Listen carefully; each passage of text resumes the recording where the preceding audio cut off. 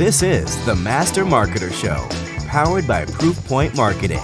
Each week, we explore the mindsets, skill sets, and tool sets the top B2B marketers use to drive results. Gain actionable insights, one masterful, revenue-generating success story at a time. Let's get started.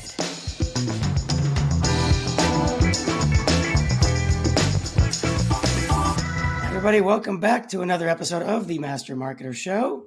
Today, we've got the pleasure of having Tim Davidson with us, and Tim is the Senior Director of Marketing at Directive.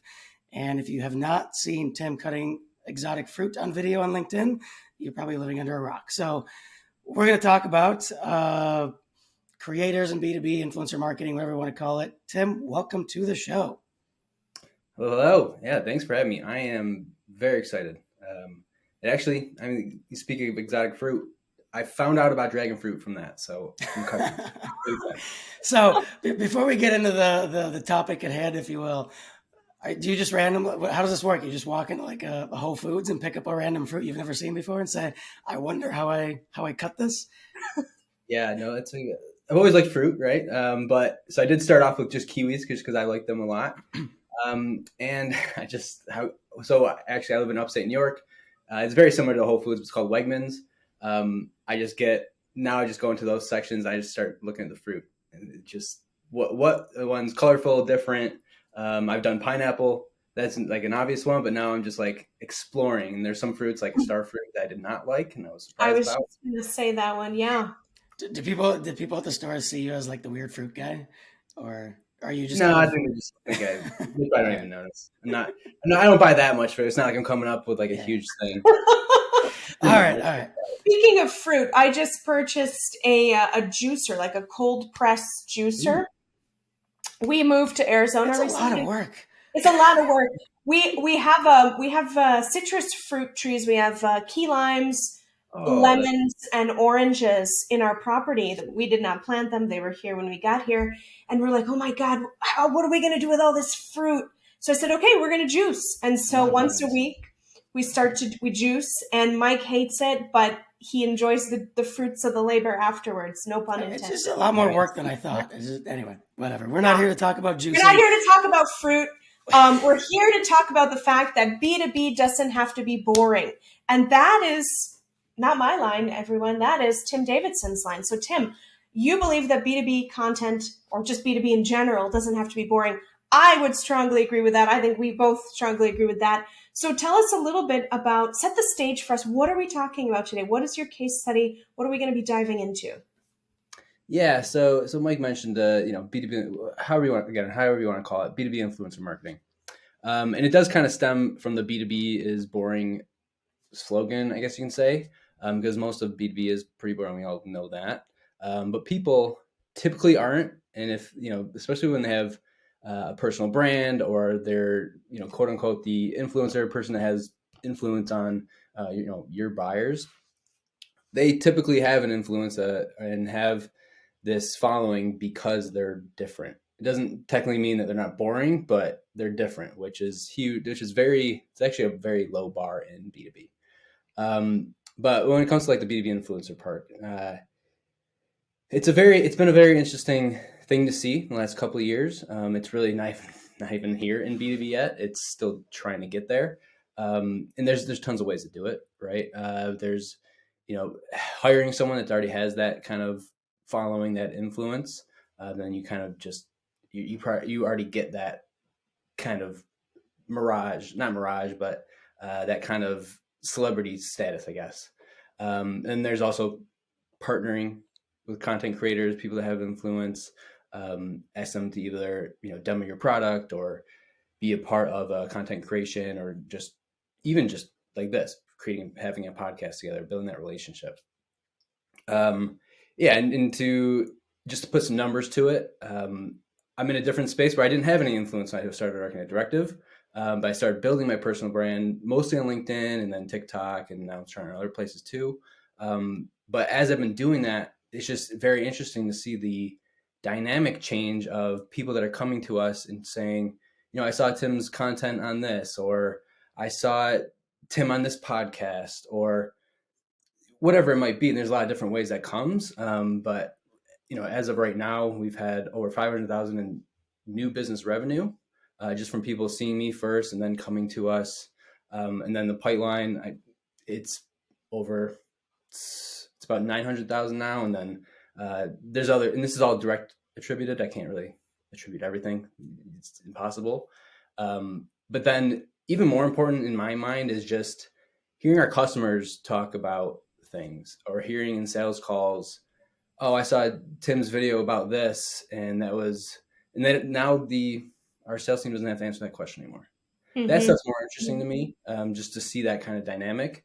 But I think and obviously it's not just me, that's happening all over the place, and you're seeing that shift where there's a lot of value in people with those influences, people that can create content that's different, that's not boring. Amazing. Let's talk a little bit about mindsets, because I think coming into this idea of being a creator is a big mindset shift. And I think, Tim, you mentioned earlier that you didn't have a presence, you didn't have a strong personal brand, maybe this was because you didn't have the mindset, or maybe because you were in a company that didn't support it, or it just wasn't something that maybe occurred to you at the time. But what was a big mindset shift for you when you kind of put the stake in the ground and said, you know what, I want to build my personal brand? What needed to shift for you to be able to do that? Yeah. So to me, it actually just comes down to, so I actually have a track record of trying things, and this has been 7 years now. I remember creating a couple of YouTube videos. Actually, I played the cross for a while, and I got like a GoPro, and I did created videos like that. Did it for like a month, didn't see much traction, quit. And then even just on LinkedIn specifically, in 2018, I started posting for like a month, quit. And then a year later, started posting for like a month, quit. And then the third time around, I finally stuck with it. And I think it was because I saw some traction, but also my mindset changed because I wasn't just looking for like those big numbers, like big engagement numbers or impressions or anything like that. I didn't have a lot of that, but I did have someone DM me on LinkedIn and say, I have a question about this. And I was like, oh, that's interesting. They're coming to me because they saw a post about me talking about something that now I'm in their mind, I'm an expert. And that was just for like a month of posting. So that was very interesting to me. So it really shifted my mind on, I don't need to think about the numbers, right? Like, yeah, those things, don't get me wrong. Like you need the reach first. You need that. But the impressions are less important because you can start seeing the DMs and then you start seeing the ability to talk to people that you weren't able to before because they saw your content. And that's what's even more interesting in different mindset changes, that mindset of you don't need the numbers. It's really about sounds corny, but like building the relationships or building the credibility. Yeah. And I think corny. I mean, everything we talk about is all about building relationships. So we get it. Yeah. I was going to say, do you want to finish your thought, Mike, or do you have something else? I was going to go, if you have a follow-up, go for it, because I was going to slightly shift on the mindset side. Yeah, I was going to say, so often, Tim, I think, and I would include myself in this category as well, because it took me and Mike a long time to really commit to saying, you know what, we really got to start posting on LinkedIn. And I don't know if I would consider myself like a content creator. What is a content creator, right? I mean, I think the term is still a little nebulous, still a little, being figured out by so many. But the mindset that I often see with particularly clients, sometimes a little bit on the employee side as well, is like, well, what do I have to say? Who's going to listen to me? Who's going to care? I don't have time for this. Is it really going to make a difference? What's the impact? What's the value? How would you, two-part question. Have you experienced that with either peers or clients? And what is the mindset shift that you think they need to make, or that you've maybe coached them on to flip that thinking and say, you know what? Even if I've got low numbers, even if I don't have a ton of engagement, I'm still going to commit to posting 3 times a week. And I'm going to share about, my job, my role, my expertise. What have you seen in that regard? What have you done to help people get over that negative mindset? Yeah, that's such a huge point you bring up, because that's pretty much, you always hear the common excuses on why not to do it. And I have the same thoughts as well. Is like, do people really care about this? Am I saying the same thing everyone else is saying? Now, let me be clear. Go through LinkedIn. There's nothing you can say that's going to be different than anyone else. All people talk about the same stuff: lead gen versus demand gen, and just like the buying process, or paid ads, whatever it is. But the way you put the spin on it is what you need to do. Right. Now, that's harder for some people than others to understand that. But those are, you always hear the same common objectives, but you really do need to just, it sounds silly, but do it. You really need to just post it, because if no one sees it, no one's going to see it anyway. Right. Why If does it it matter? sucks, like if the tree falls in the forest and nobody hears, right? Doesn't matter. I mean, and I think we've all had a few duds, right? Where we share something A and it's like few. crickets, no likes, no comments, absolutely nothing. And you learn from you learn from those ones. And yeah, no, great. I think that's the best advice that we can give people here on the show is like, if you're struggling with this, just do it, just get it out there. And that's how you learn. That's how you, right. Not every song is a one-hit wonder. So yeah, you just got to do it. And you said something interesting in terms of, whatever you're going to say has technically been said. And I sort of think about, I don't know if it's differently, but so I didn't say this, by the way, I'm paraphrasing an interview I listened to, totally not in the marketing space whatsoever, but the subject of like thought leadership came up, and the guy being interviewed kind of said, if you're looking for experts, avoid the people that talk in absolutes and look for the people that talk about nuance. And I think you definitely do see a lot of like the really high level stuff. Everybody says the same thing. Yeah. But it's it's that nuance. And if you've been in any given field for a long enough time, you have the expertise to talk about the nuance, right? There's a lot of hacks and fakers out there, I would say, that can't. And I think that's, in my mind, at least, that's what differentiates that expert from the novice, if you will. And then from a creator perspective, it's how can you make that nuance interesting? Because a lot of the time, nuance is boring. Yeah. No, that's completely true. And actually, that's probably one of the best ways to see longevity, is if you don't look to just put out this expertise. You can't just put out expertise all the time. You need to, well, you should be. And I think some of my best posts are actually just learnings from things I failed at, like tests I've tried that just failed, or things that we spent money on that just completely failed. And like what you learned from that, or like how you're going to do it different. I think there's a huge gap even right now on people that are early on in their career, just sharing how they're learning, how they're asking questions, what they're seeing as a new person. Because a lot of, if you've been doing it for years, you start to get into your own ways, and you don't see everything as a new person. There's actually a lot of value in that. But if you can just show, all you need to do is just share your expertise. No, sorry, not expertise. All you need to do is just share your experiences, and that's where you're going to actually be able to see it long term. And that's, you brought up earlier, or someone mentioned earlier, are just decide on like, all right, 3 times a week or something like that. That's actually another big part of why people drop out of it, is they do it every day for a week, for like a month, and then they stop. If you do it 3 times a week, I don't care if you do it once a week, as long as you keep with it, you'll start learning, and you'll learn faster because you'll get that feedback. And over time, it's really just who stays longer. Because if you keep doing it, you should, and if you keep doing it and you don't innovate on it, it's not going to go anywhere. But if you keep doing it, you innovate on it, you learn from what's working, what's not, you will win. And whatever aspect that is, but you just got to keep with it over and over. So we talked about, mindsets from a personal perspective. I'm curious on your thoughts on, let's say you are a marketing leader in an organization, VP marketing, CMO, something.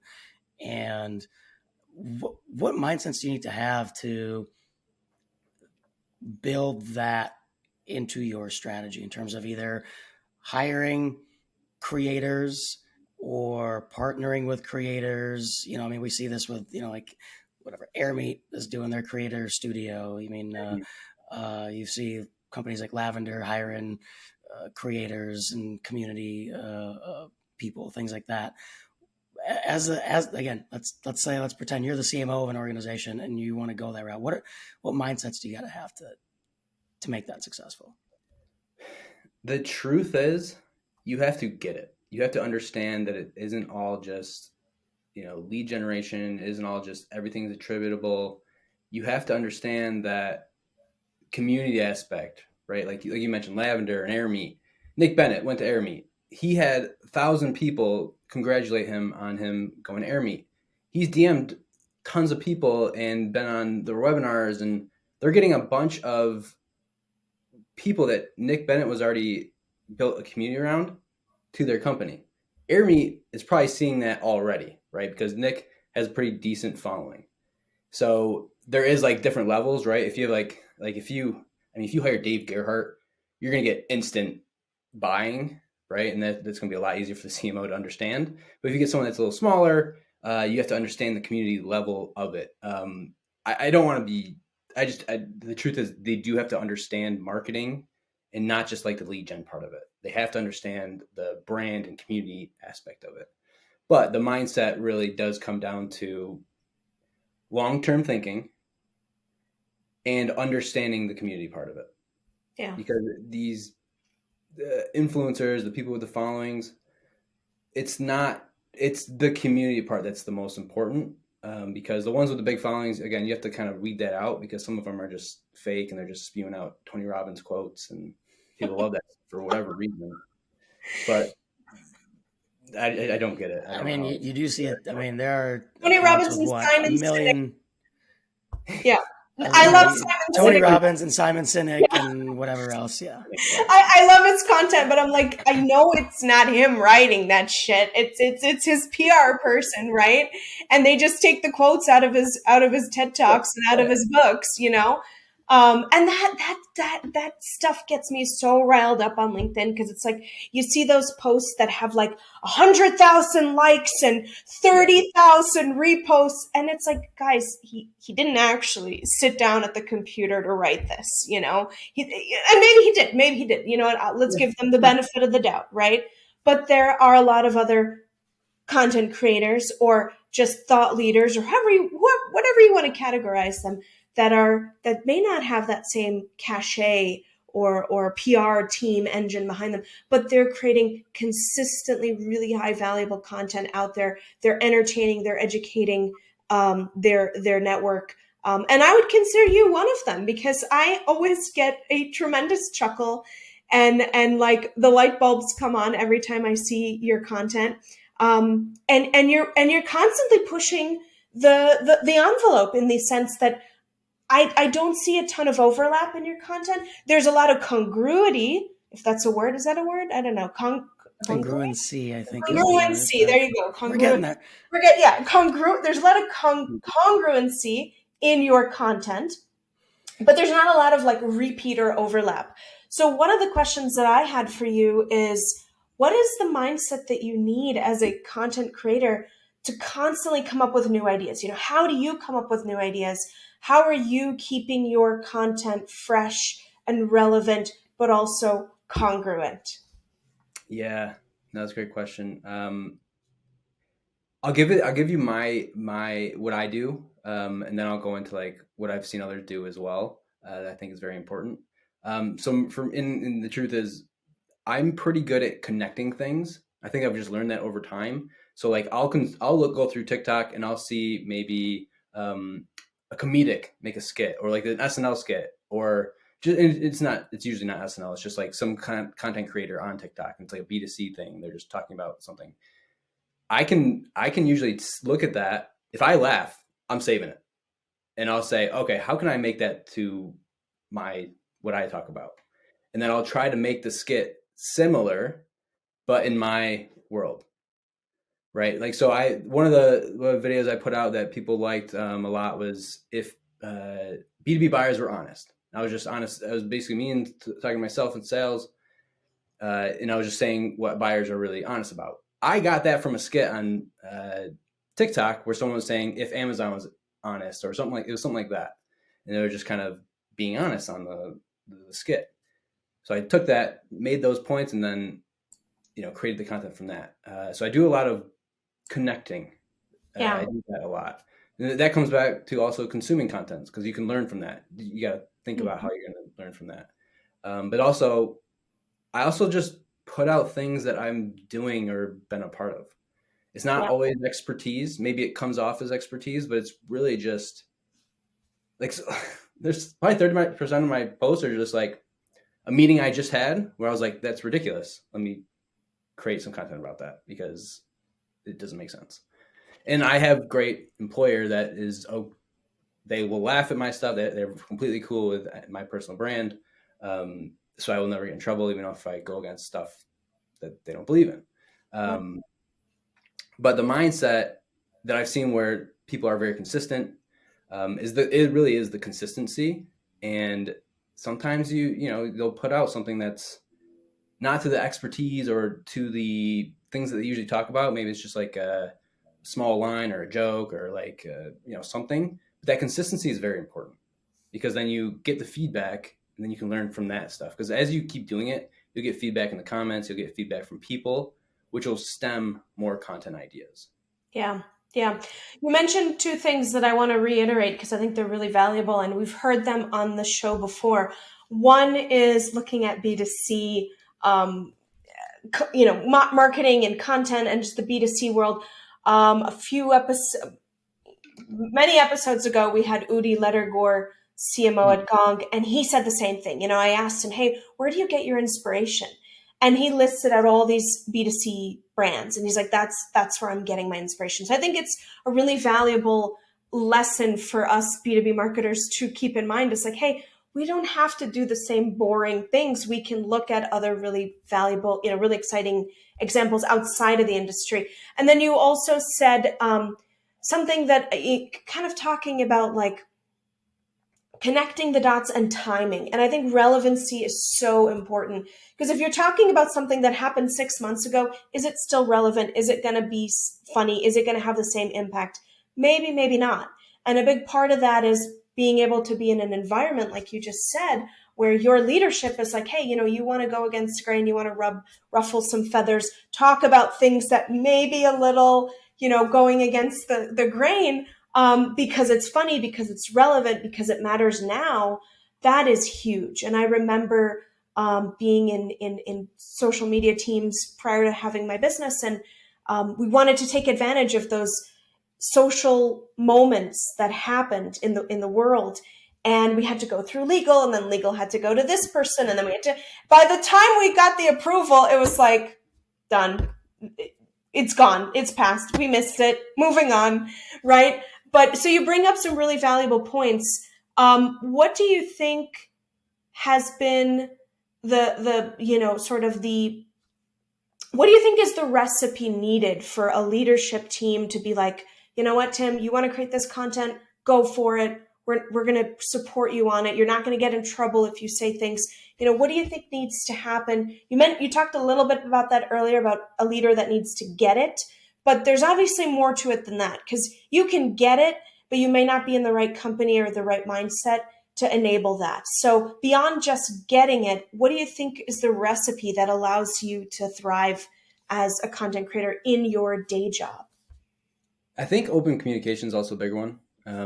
If you have a relationship with your execs or not, just if you think something's a little bit outside of the realm of what if you're questioning it, basically, like if you're questioning if someone's gonna get mad, ask them.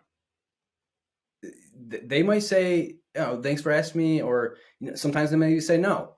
So you do have to kind of play that line, but over time you can kind of figure out what's the best way. But I think that open communication is really good. Or you do post it, or you put the content out, and then you will see the reaction from people, your buyers, right? Maybe it's your prospects, maybe it's not, but you'll see the reaction, and that's actually usually a better indicator of what or why your boss, your company's going against. Maybe they're just going against it because that's how they think, and they don't understand it from the buyer's perspective.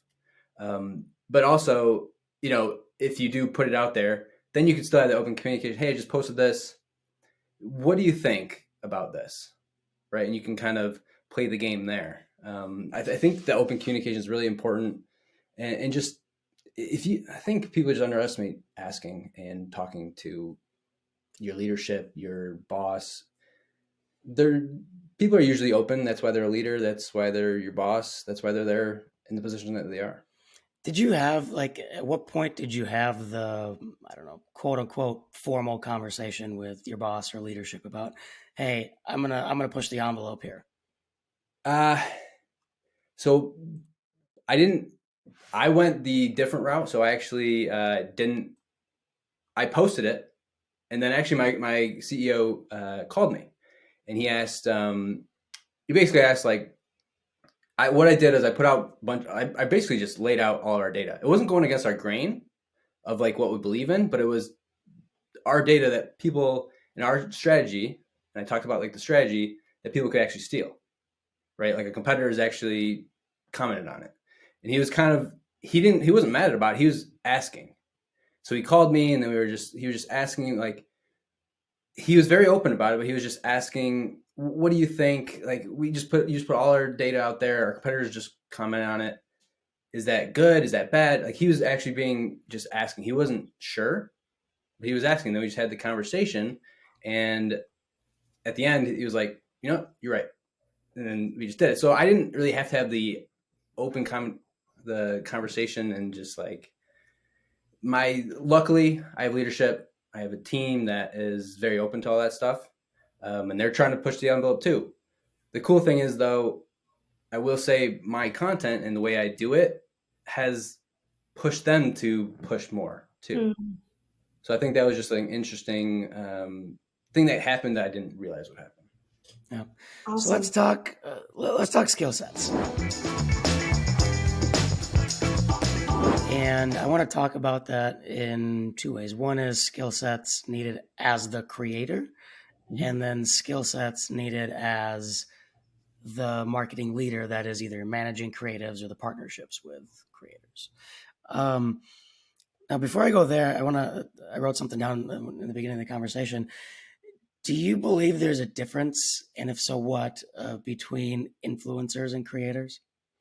Do you have a different definition for those two? It's all definitions, but I mean, yes, because influencers, in the minds of most people, have a following on social, or people know of the name. Maybe not a lot of people, but some people, right? There's a lot of content creators that just create content.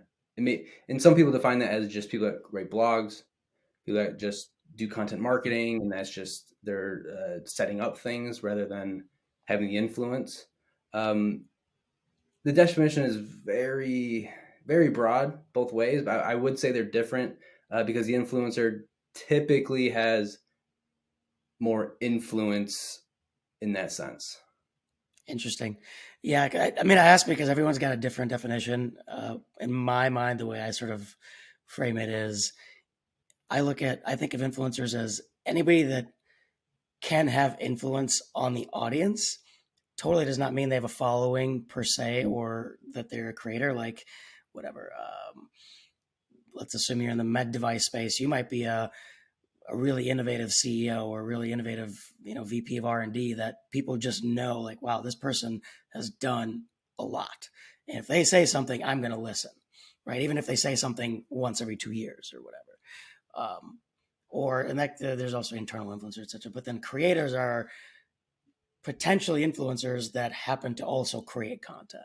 That's sort of how that's my definition. I'm curious of other people's because none of them are right or wrong. So I was just curious on that. Yeah, I think there's so many definitions. I think yours is right. I wouldn't say mine's right. I actually don't even know. What is the difference? Well, and I think this is an interesting sidebar because, we've noticed if you're on LinkedIn, and if you're not, what are you doing? Do you even have a job, right? But we've noticed in the past this quarter alone, some major big players moving over to other companies with the title of, content creator or chief evangelist, or so even Udi Lettergore, who we mentioned earlier, went from CMO to now chief evangelist, which now we don't really know what a chief evangelist is or does. We can kind of guess. I'm assuming he's going to be doing a lot more talking, engagements, and content and all of that, evangelism. What do you think? Do you see this really taking hold in other companies as far as like, okay, we need to hire a chief evangelist, we need to hire a content creator? Like, do you see this being a trend in B2B, or do you think this is just like an edge case where a few companies are latching on to this idea? What's your take on it?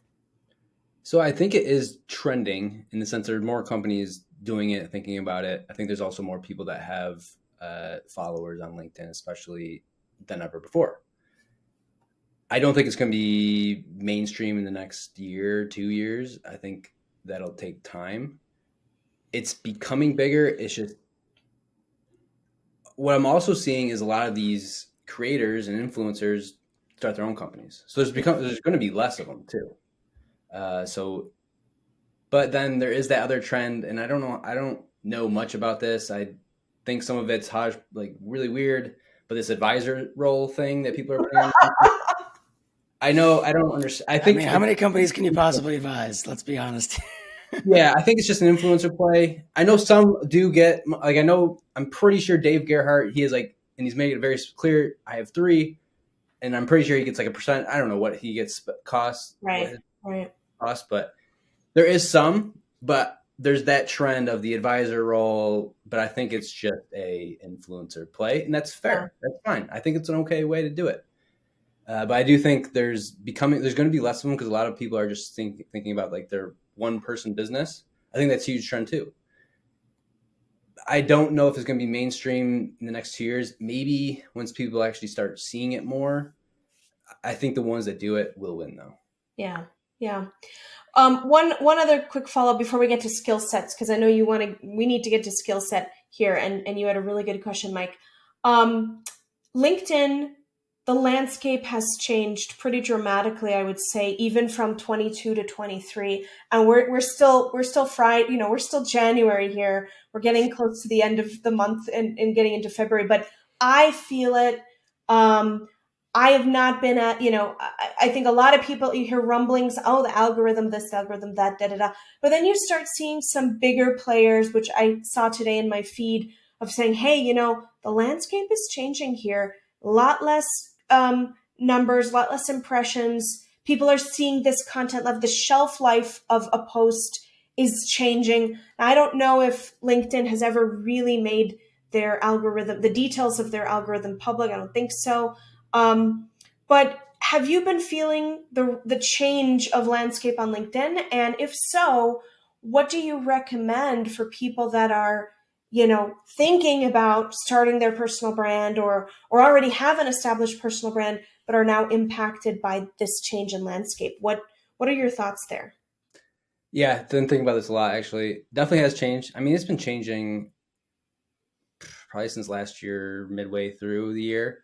There's definitely a big spot where you'd get, and I'm just throwing out numbers here, but you get like 100 engagements, and then like it just went down to 50.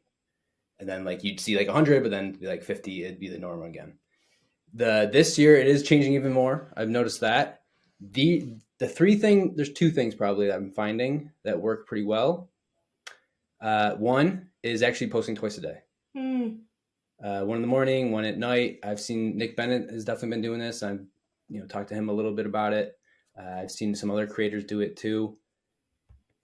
You just get it. There was always like this thought, and I think I've saw it in like a report one time, but you can only do like once a day or you get your reach hampered. Started posting twice a day, and I saw a different outcome there. So I thought I've actually seen that too. I haven't stuck to it. I haven't what I was doing for maybe like a week, and I just couldn't support it, but I was doing 3 times a day. So I would do 7 a.m., noon, and like 5 p.m. And it would be different. Like my morning one would be like a tactical, like strategic thing. My afternoon one was just some random like social thing. And then my evening one was, I don't remember what, but I kind of broke it out that way. And I did see a pretty significant spike for that week. I just couldn't keep that going. I don't got that kind of time. That's tough. 2 is tough. 3, oof. Yeah. Wow. So I think that one's going to keep playing. I don't know where it stops. I don't know if people are going to do 4. I hope not. The other thing I'm noticing, and this has been like this, but I think a lot of people sleep on it, is comments. Like commenting. You can actually get a lot of engagements, views, followers from commenting. Not the classic like great work or that's cool, but either a different point of view on it, or against it, whatever that post is. I think there's actually a huge opportunity there, and even just that one-to-one that one-to-one comments, right? You can just build those relationships there, and then they'll maybe like see your posts, whatever that is.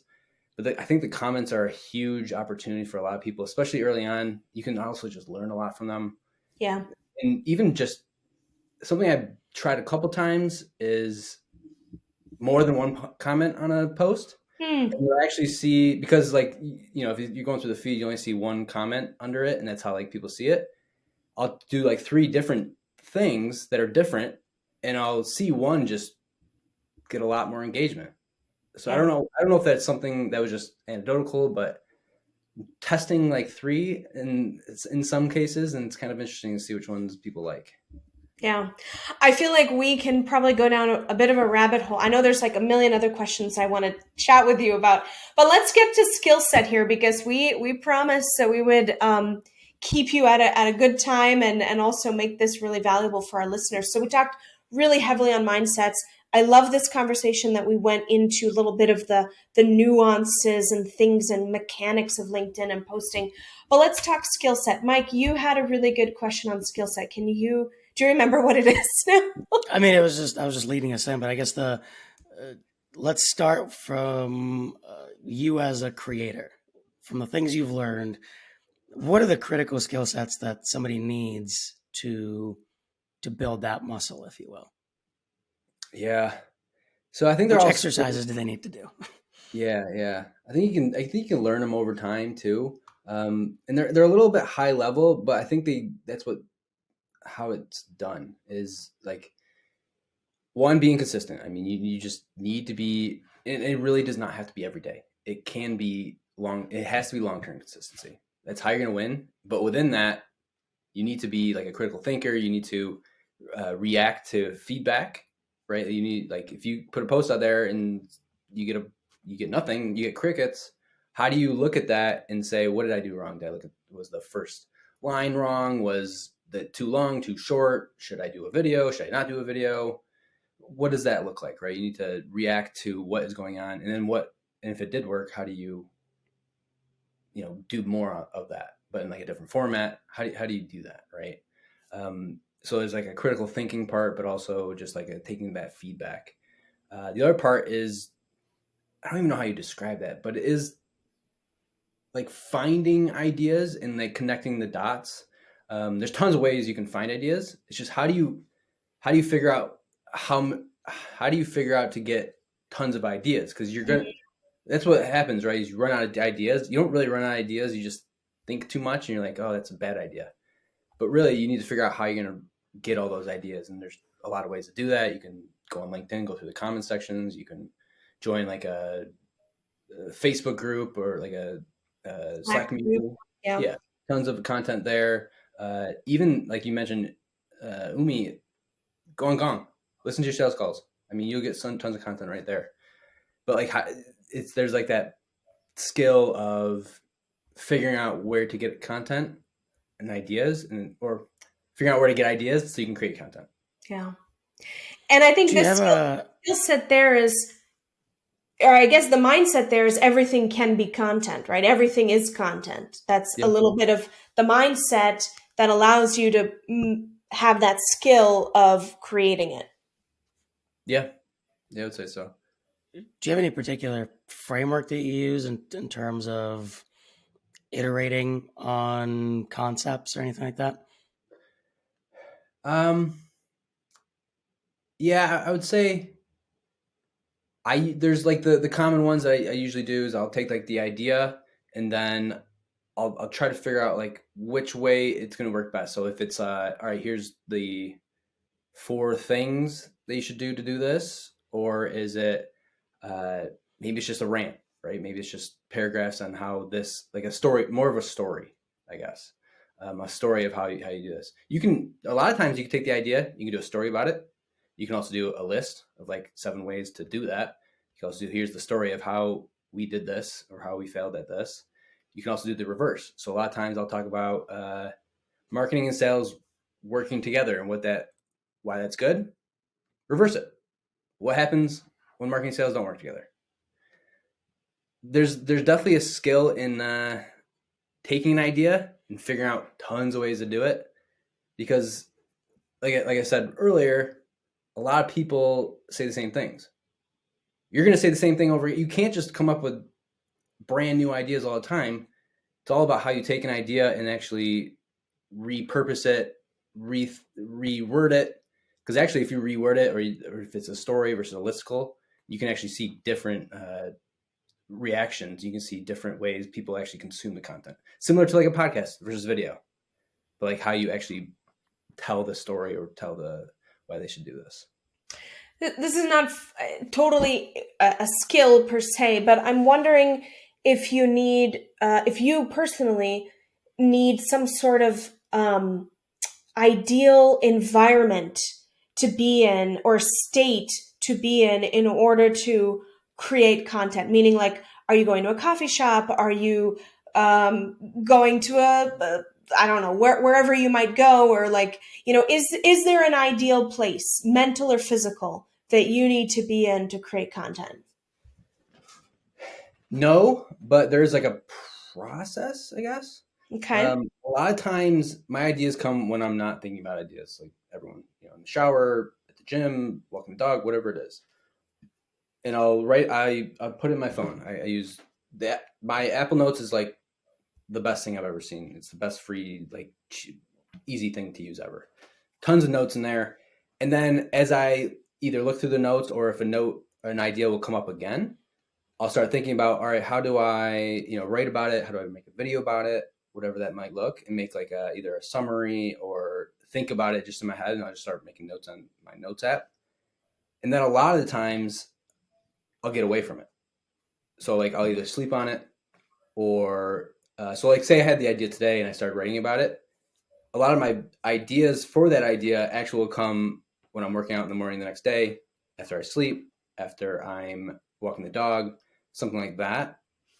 And then it becomes better because I'll start thinking about the actual post or the video that I created and things that would have been better that I add in or take out. Mm-hmm. Yeah. So let's take it. Take the marketing leader view, the corporate view of this. What skill sets does a marketing leader or a founder, whatever, need to have to activate against this influencer creator trend, if you will? Yeah, I think I would say it really is more of a mindset, but it is a skill in the sense of thinking how it plays into your overall marketing and sales alignment and budget and your goals. Because it's not going to be it can't be a separate line where it's attributable to revenue. It's usually that can happen. I'm not, that can happen, but usually it's how it plays into the other things, right? How sales is starting to hear people talk about your content, how someone in even just going through Gong, you start seeing those words that from this influencer or that type of things, or just looking on those posts and looking for who's engaging with it. It's just, so it's really having that mindset of how is the influencer, the person we hired or the person we're creating content with, getting in front of our buyers, people that are engaging, commenting, liking, and even not liking. How are we getting in front of our brand with that?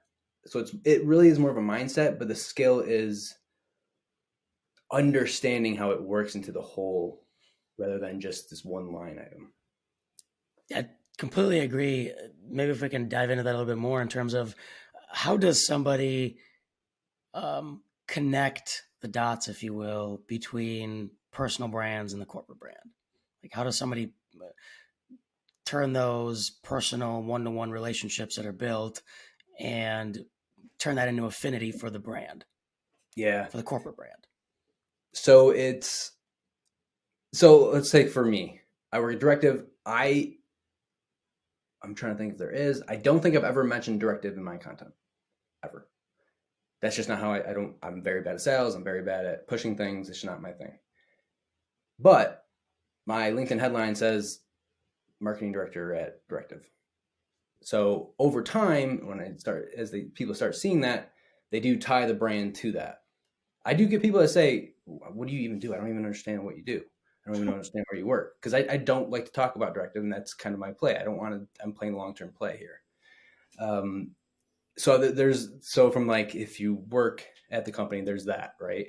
But then there's also, a lot of people will do it where, like, even Clary, Devin Reed and Kyle Coleman, they're probably on like all their webinars because people know their faces, right? And it's an easy way to get people to the webinars. And that's where, and I've never been to one of their webinars, but maybe that's how they sell it, or that's how they get people to understand the Clary brand. If you're working with an influencer or creating content with them, from there, you got to be creative in how you do it, right? Maybe it is a webinar. Maybe it's just like, that's the subject matter expert.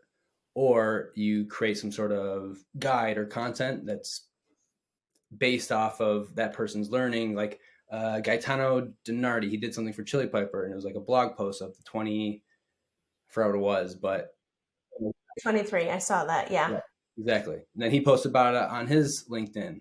So there was a tie there because he created the content, but he was also, I'm sure Chili Piper told him to post it, maybe not, but he wanted to post it because that, to him, there was a value there too. So there's also like, how do you show the value both sides? And then if you just tie the brand to it, you just got to tie it into a non-salesy way. And then it'll come back. You do have to play long-term play. There's all that. It's just really hard in B2B because in B2C, yeah, you can do like a 20% off code, and that's easy. B2B, it's different, right? You're selling $1 million products, or it's a $20K product. It's a little different, and you don't want to give out promo codes. It's just not going to work. You do see that a little bit. I mean, I think I've seen Nick Bennett do some of that stuff here and there, but yeah. I'm curious, the flip side of that equation to a certain extent is, okay, let's assume you go I guess it doesn't matter whether these are external influencers that you sort of tie your future to, quote unquote, or you bring people in-house and they leave, or that external person decides, you know what, I can make more money elsewhere, or I'm just going to go do my own thing, whatever it is. And that connection disappears. How do you address that? Truthfully, it's tough, right? If you are relying on that one person. Now, I'm thinking of someone, I want to say it because I don't know how that company feels, but I'm sure we can guess it here too. But there's one person that went to another company and they got a bunch of LinkedIn publicity from that person leaving.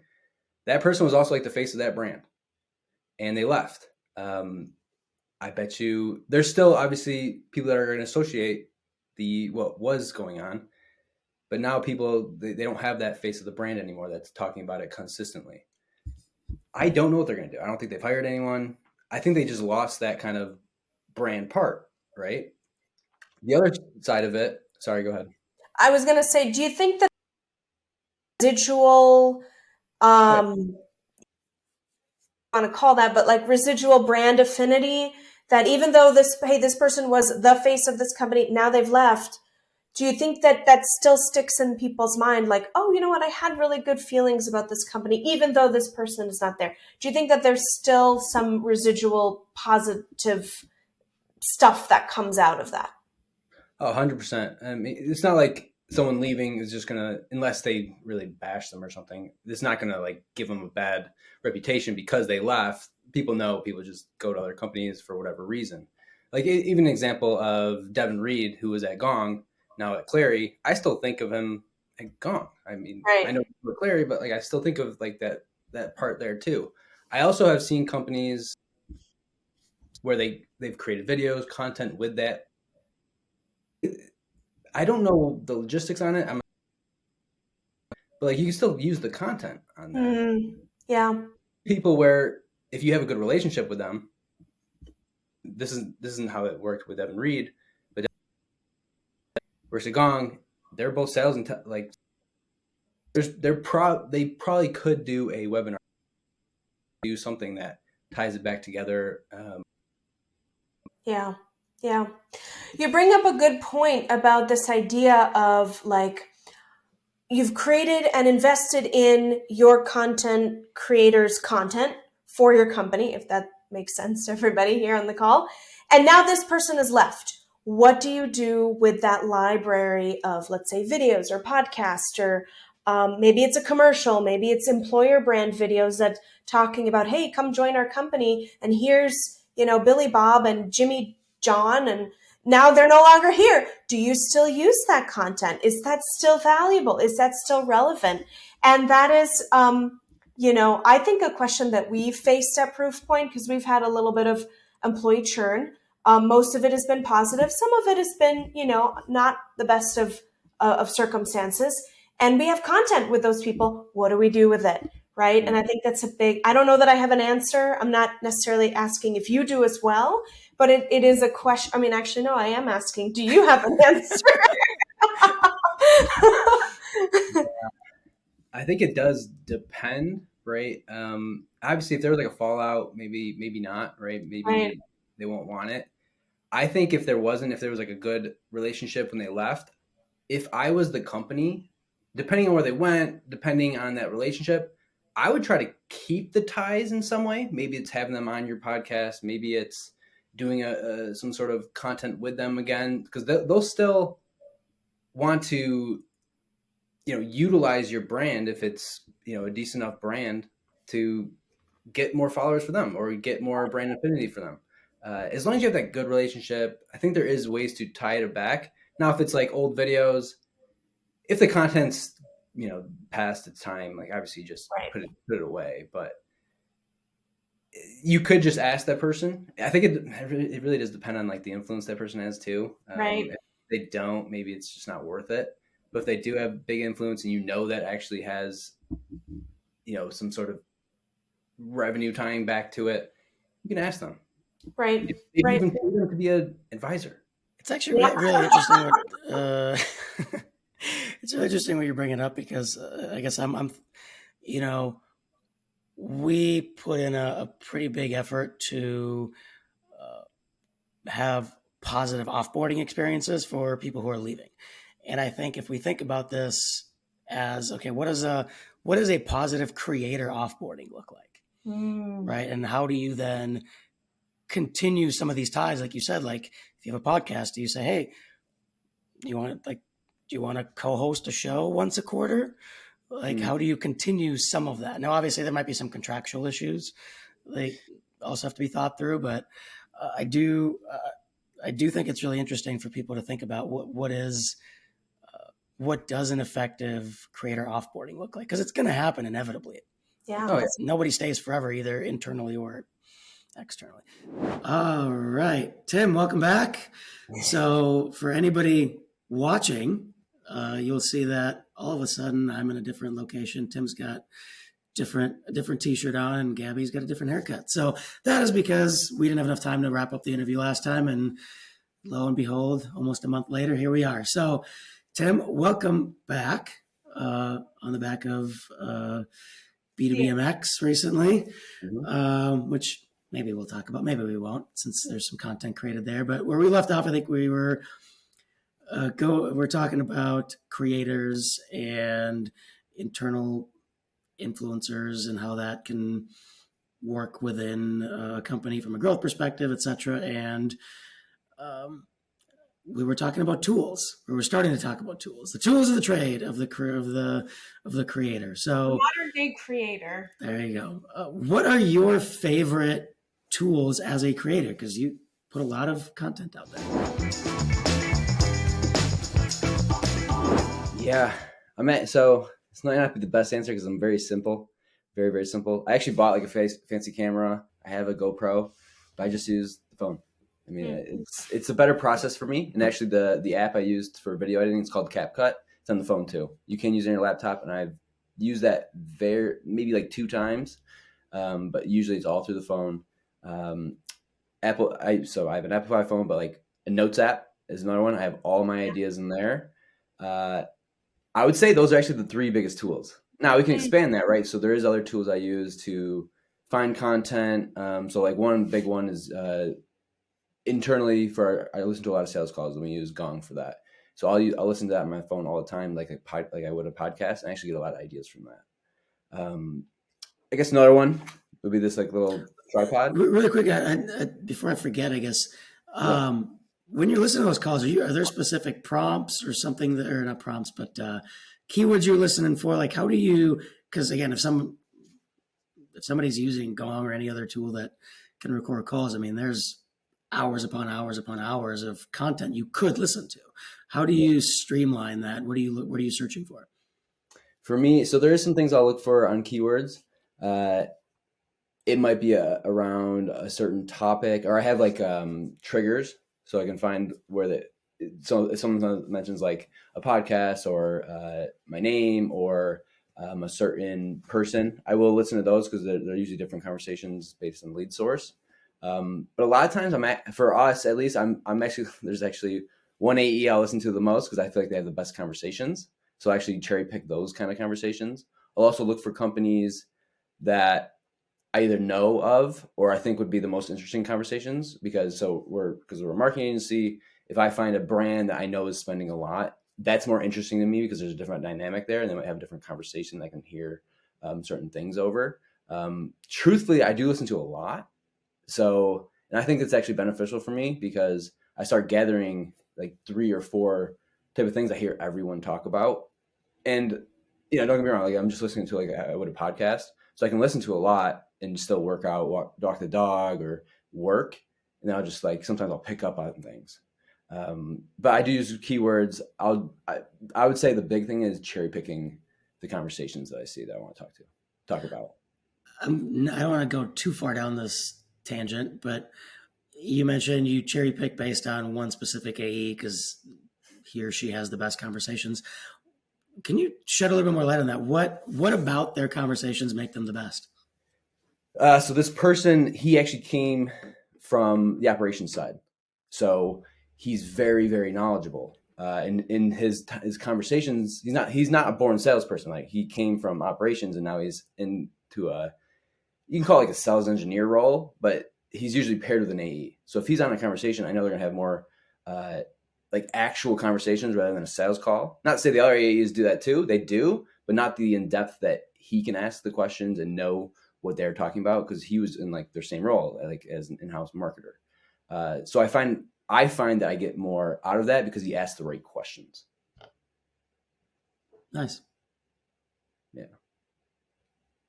Yeah. Everyone has an AE or salesperson that's just better the questions, right?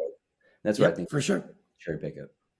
And I interrupted you. I think you were showing us a tripod or something. Yeah, and you don't need it, but it's just another tool. It's just for the phone, so I can put it anywhere. It's got this little attachment, and it even has a like magnet on the back too. See, is that is that a magnet on the back? No, it's just the scroll, so you can like switch it around. But I find that easy. Use your desk and record. Very simple. You don't need much. Well, and Tim, let's talk about tools, but also props, because I think that you do a really good job of adding props and different elements to your content, specifically your video content, that helps tell the story. So kind of walk us through that. How did you think about, okay, I need to start cutting fruit, or I need to wear a different hat or a different outfit or this and that, the other, right? How did that come about? And I'm assuming these are all things you have lying around in the house, right? You're not going to the costume store and buying things. It's just whatever you have. Yeah, I'm very interested in, as I've been going down the rabbit hole of videos, I've been very interested in like how the big creators do it. Like there's some commonalities on like the screens or like the things that keep you engaged with the video. So like the fruit one, I'll cut fruit and I'll like talk about a certain thing. I got that because I was watching some TikTok videos, or I think it was on Instagram actually, and someone was cooking and telling a story at the same time. They were just getting a lot of engagement, and I found myself just watching because I was watching them cook, but also listening at the same time. And I found it very, very engaging. So as I started doing that, I started getting people commenting just about the fruit, and like then they would hear the conversation. So like I found that the engagement would just be a little different. So I started playing around with things like that. Yeah. I'll also do, I've done things where I'll have like a Rubik's Cube. And it's just, again, it's like this psychology thing, but it's like this pattern interrupt, like in the video, and I'll like put it right, close to it, or it's almost like miss the camera. And it's like this, it's keeping the viewer engaged. Yeah. All things that are lying around, but the costumes, it's just different. I usually just wear a vest and a hat for sales or something like that. That's just the way of me of portraying, two different people. I tend to do that rather than like having someone else be the person. It's just easier for me. And I love those videos when you do that, where you're like, you're the salesperson and then the marketing person, and I love how you, almost in a stereotypical way, create a caricature of those people, of those roles. And I think you do that really well. And I remember watching, that was how I first got introduced to you on LinkedIn, as I saw one of your videos about, it was like a marketing guy talking to a sales guy, and just the dynamic of that was hilarious. And the fact that it's the same person, right? It's you, but portraying these two caricatures in a very believable and just funny way was just brilliant. I think that's how I first got introduced to you on LinkedIn.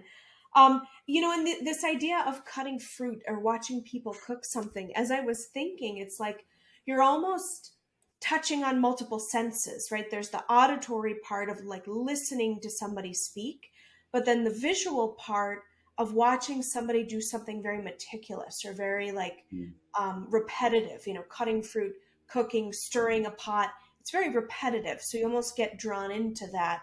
But then I also think there's probably a subconscious level where people are, oh, wow, I wonder what he's cooking, or I wonder what that fruit tastes like, or I wonder what they're going to make, right? So you're kind of hitting on multiple senses, like a multi-sensory experience through video, which is, I don't know if that's what you were intending to do, but it seems like it is something that we got to try out.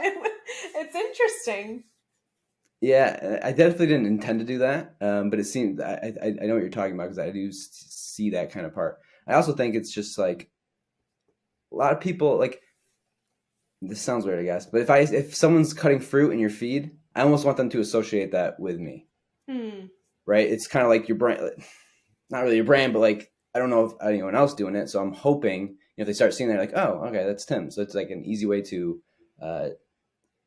make a path of like who this person is. So it's like that branding, but in a different way. Yeah, you know what? It just made me think about, do you remember, this is years ago now, but when Rand Fishkin was still at Moz, he used to do these Whiteboard Fridays. Yep.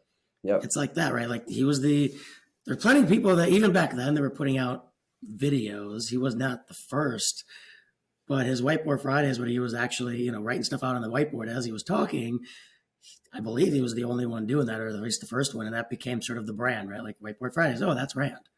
Yeah, exactly. Yeah. No, I think it's a really great tactic, because I think a lot of celebrities, a lot of influencers, a lot of people do that in other ways. I think about content in the journals, journalistic setting. People that have what am I trying to say, Mike? The people that are in the camera that do the news reporters. That's the word. News reporters.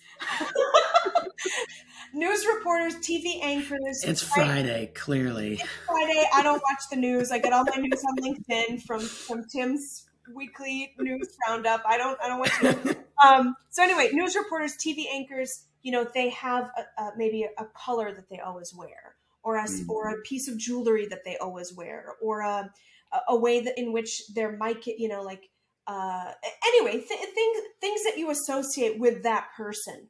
And that is a great way to build a brand, not only through through the content itself, but through other, let's call them props or paraphernalia that you bring into your content that then associates you and that thing. So I don't know whether or not that was conscious, Tim. It's a great idea and it's a great tactic, and I think that we will probably start seeing more content creators use paraphernalia and props and items so that they create this deeper association with their brand. I think that's a great thing we should be looking for. Yeah, I think you're right, because I think it's just like, and I almost think I actually, this is not like the same thing, but I actually also find it easier to talk about things instead of having to do a skit, because truthfully they take longer, right? Right. Now I can just take a fruit and cut it and talk about a thing. It can have like an engaging aspect to it instead of me just sitting there, talking head. Yeah. Or having to do a skit, which takes a lot longer. So it's almost easier in that sense to talk about certain things. And I think that's why I really did it. It was just an engaging way, but also easier instead of having to like do a whole skit. Because I could do the same thing in a skit form, but it would just take longer. Yeah. Yeah. No, I think that's great. I think it's a smart, very subliminal, smart tactic that is also part of creating recognition and interest for your audience, for you. So very kudos to you. I love that idea. All right. Well, I think we need to talk about results, because here on the Master Marketer Show, we talk mindsets, skill sets, tool sets. Now we want to hear the results, Tim. So tell us, of this entire journey that you've taken for yourself and for your career in terms of content creation and making that part of what you do at work, what have been some of the highlights, some of the results that you've been able to achieve for yourself?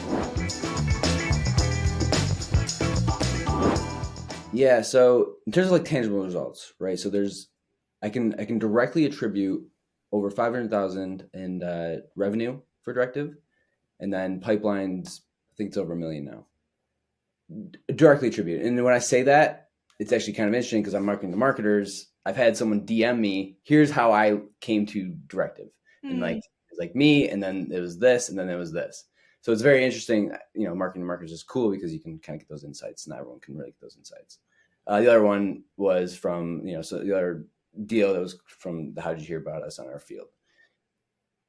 The other things I can't really track, like, things that are just like I can't track. I know there's like talks I can hear about in Gong or something like that, but at the very least, I have those directly attributed. Yeah. I do want to talk about another side like benefit, just specific to this past week at B2B SMX. People noticing me from the content that I didn't think I would ever talk to, like even customers of ours that would say like, hey, they want to take a picture with me. That kind of stuff, even though maybe it's not directly attributed to a revenue number right now, there is a huge benefit to that, to getting the brand name out there, that I can't really, put a number on, but like you can just feel there's a difference there. Yeah. I mean, what was that like? Let's talk a little bit about that. I mean, we mentioned earlier that you're coming off the heels of B2B SMX. And now you're saying that people that you didn't think would come up to you, or that you maybe, people that you admire or that you respect, are like coming up to you like, hey, let's take a photo. What was that like? What was it? Did you feel like a celebrity? Was that something you were expecting in your career? And you mentioned that that's directly attributable to this idea of creating content. 5 years ago, Tim, 10 years ago, Tim, did you ever think that you would be in this position today? Yes and no. I've been trying things like this for years. I would always quit though after a month. I have YouTube videos out there from 2014 for lacrosse when I played sports. I just quit after a month. I tried doing LinkedIn, 4 years ago, quit after a month. Tried again, quit after a month. I have this kind of track record of doing that. Luckily, I stuck with it this time. The feeling, I'm very weird with taking compliments. So at first I'm like very like awkward, but then I tried to embrace it, and just like, just talk. I'm obviously just a person. The coolest thing for me, if I went to this kind of event and I didn't know anyone, for me to just come up to someone and say hi. Mm-hmm. It's just not my thing. But because either I met them online, I feel like I know them, so I was able to just say, Right. or just talk to them. Or if people say, "Ew," that's crazy to me for me to actually have a conversation with them.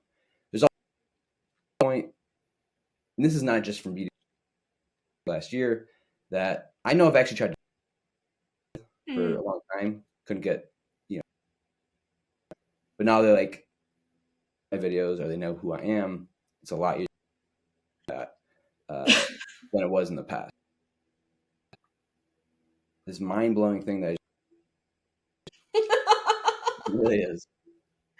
Well, it's I mean, clearly one of the results for you is this idea of breaking down these barriers that may or may not exist when it comes to networking, which I think is a real thing that a lot of people experience. I will say from personal experience, when Mike, I feel you, Tim. I'm the same way. right. Prior to pandemic, Mike and I used to be much more active in going to events, and earlier in our careers, Mike especially attended a lot of networking events and big conferences. And we both kind of sucked at meeting people and talking to people. And like, you end up, what I feel ends up happening is if you go to an event with your colleagues, let's just say, then everyone kind of migrates in little groups and little like amoebas, right? I'm going to stay with my people here. You're going to stay with your people here, and we're not going to mix.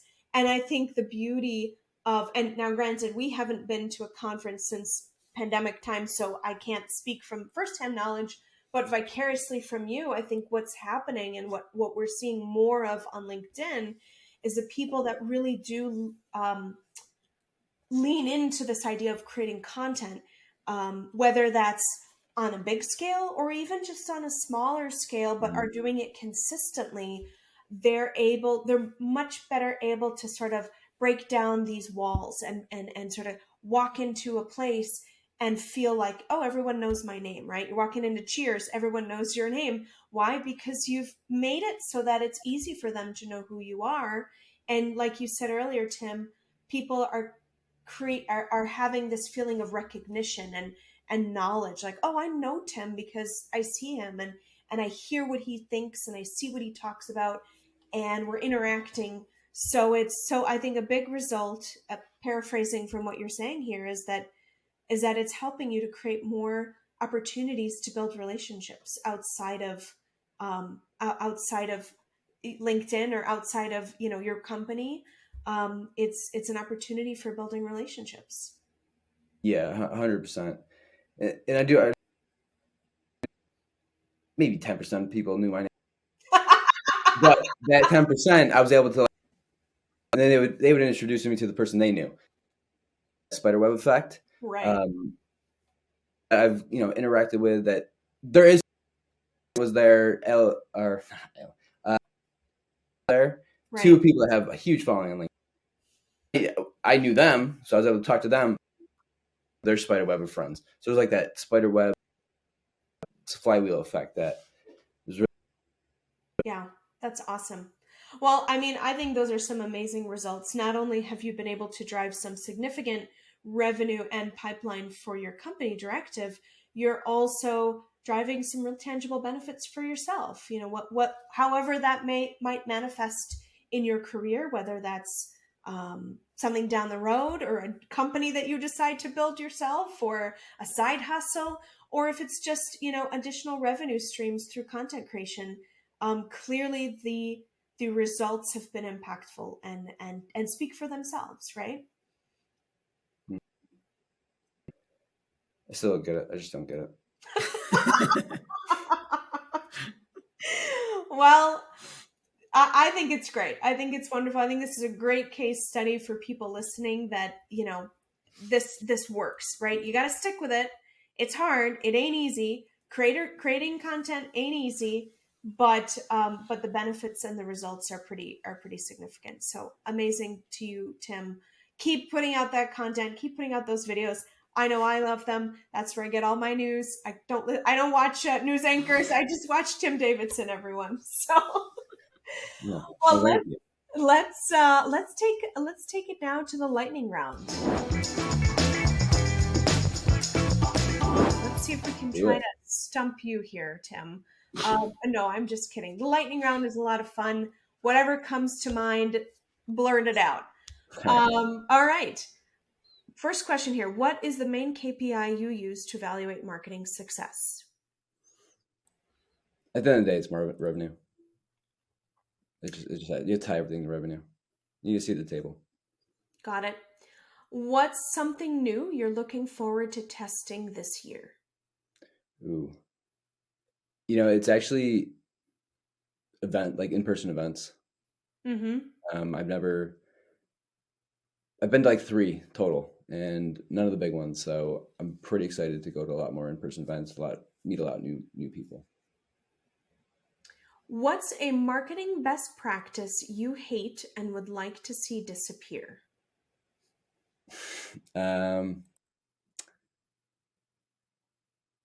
This is not like a best practice, I guess, but saying everything's dead.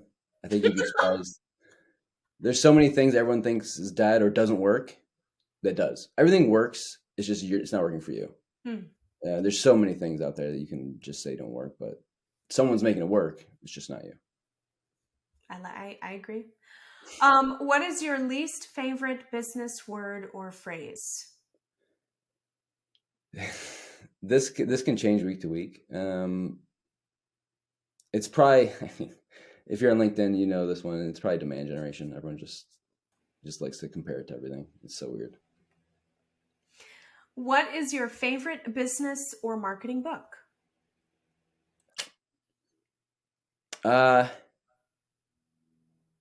Ooh. That one's got me stumped. You know what? It's probably Tim Ferriss's 4-Hour Work Week. I remember reading it. This was a while ago, but it's really, and obviously it's not really about the 4-Hour Work Week, but the principles within it were very helpful for me, especially young, as like trying to understand business. What's a favorite tool or platform you are loving right now? CapCut, the video editing app, the functionality for a free product is unreal. I just can't get enough of it. Amazing. We'll have to check that out, Mike. I started messing around with it recently. By the way, I've got the 4-Hour Work Week sitting behind me, I believe. Still there. There you go. Okay, last but not least, what is the best marketing advice either you have been given or that you've given to others? Marketing can be simple. Doesn't have to be this grandiose thing. It can be simple. Love it. Love it. Excellent. Tim, that concludes our show. We've loved having you on. We're so lucky that we had to do this in 2 takes. We had to do 2 segments with you because this was such an epic show. Thank you so much for joining us. I know the answer is going to be obvious, but where can our listeners find you and interact with you? Yeah, LinkedIn.